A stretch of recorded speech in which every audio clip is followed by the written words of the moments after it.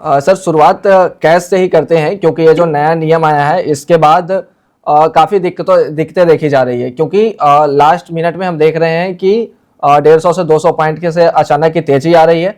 क्या सर ये एक ट्रैप है? दिन इस हफ्ते में तो वहां पे देखा है तो कहीं ना कहीं बिल्कुल यहाँ पे थोड़ा बहुत कंफ्यूजन है among investors and even traders के हिसाब से भी देखा जाए तो कि सेटलमेंट जब होता है मार्केट में तो क्लियरली इंडिकेशंस नहीं दिखा रहा है कि कहाँ पे सेटल होते हुए नजर आ सकता है।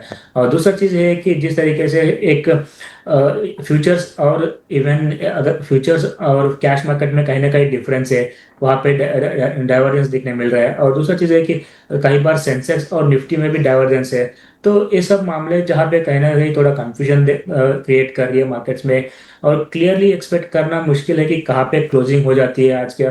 तो उसके चलते इवन अगर टेक्निकली बात करते हैं तो टेक्निकली भी हमने देखा है कि जो पहले दिन जो हमने एक शार्प अप मूव 200 पॉइंट का देखा था, उस दिन हमने निफ्टी में ऑलमोस्ट 200 का रेजिस्टेंस जो लेवल था वो टच करते हुए नजर आया, जो कि 24,774 पे था। तो कहीं ना कहीं आप जहां तक फ्यूचर्स की बात करते हैं तो फ्यूचर्स में अभी भी वो लेवल आया नहीं है। तो कहीं ना कहीं एक कंफ्यूजन तो क्लियरली अभी भी है बना हुआ है। लेकिन जिस तरीके से अगर 2 दिन से देखते 2 दिन की बात करते हैं, कल पहले के दिन अगर देखा जाए 200 पॉइंट का बिल्कुल वहां पे एक गैप राइट। डिफरेंस था। कल 50 पॉइंट का डिफरेंस था। तो मुझे लग रहा है कि यहाँ पे कहीं ना कहीं थोड़ा बहुत ग्रेजुअली यहाँ पे संभालते हुए नजर आ सकता है। और थोड़ा सा हो सकता है कि थोड़ा टाइम लगेगा सब हर पार्टिसिपेंट को समझने के लिए।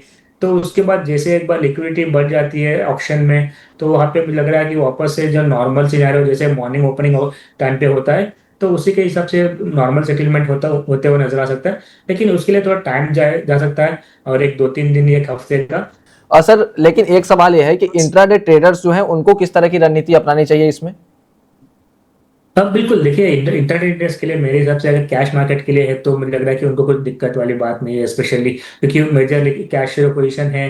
अगर इंटरडे में अगर उनको अगर पोजीशन अगर मोस्ट ऑफ द ब्रोकर्स क्या होता है नॉर्मली 315 तक का स्क्वायर ऑफ हो रहा था, तो मुझे लग रहा है कि आने वाले दिनों में जिस तरीके से वो मूव्स देखते हुए मुझे लग रहा है कि 315 तक नहीं रखेंगे। हो सकता है कि 3 बजे तक का ही टाइम ओके। पीरियड में उनका पोजीशन स्क्वायर ऑफ होते हुए नजर आ सकता है। तो इस तरह की रणनीति अपनाई जा सकती है ब्रोकर्स के साथ। लेकिन हवेवर वो भी अभी भी थोड़ा कंफ्यूजन में है कि कहाँ पे कैसा हो रहा है, तो वो भी थोड़ा बहुत टेस्टिंग में है। तो हो सकता है कि और एक दो कुछ टाइम पीरियड के लिए ऐसा कुछ नजर। लेकिन अगर कोई भी इंटरनेट ट्रेडर हो, स्पेशली अगर पहले अगर कैश मार्केट्स की बात करते हैं, तो कैश मार्केट में मुझे लग रहा है कि 3 बजे तक का पोजीशन अगर इंटरडे हो तो बेहतर रहेगा। और स्पेशली एफएनओ, जो एफएनओ में ट्रेड करते हैं ऑप्शंस में स्पेशली, मैं क्लियर इंडिकेट करता हूँ कि 315 के बाद कोई पोजीशंस ना रखे, क्योंकि अगर स्पेशली एक्सपायरी के ट्रेडिंग सेशन में अगर इन द मनी कैश हो, अर्ध मनी का पोजिशन हो, अगर मार्केट सडनली एक अपटिक या डाउनटिक आता है, तो वहां पे एक बड़ा सा उछाल देखने मिल सकता है ऑप्शंस में।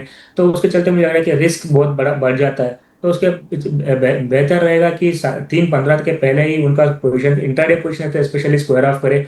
और ऑप्शन में भी कोई पोजीशंस एक्सपायरी के लिए छोड़ के ना जाए, क्योंकि हो सकता है कि क्लोजिंग के टाइम बाद एक बड़ा सा अप मूव देखने या डाउन मूव देखने मिल सकता है। तो उसके चलते मुझे लग रहा है कि वहां पे नुकसान होने के ज्यादा चांसेस है।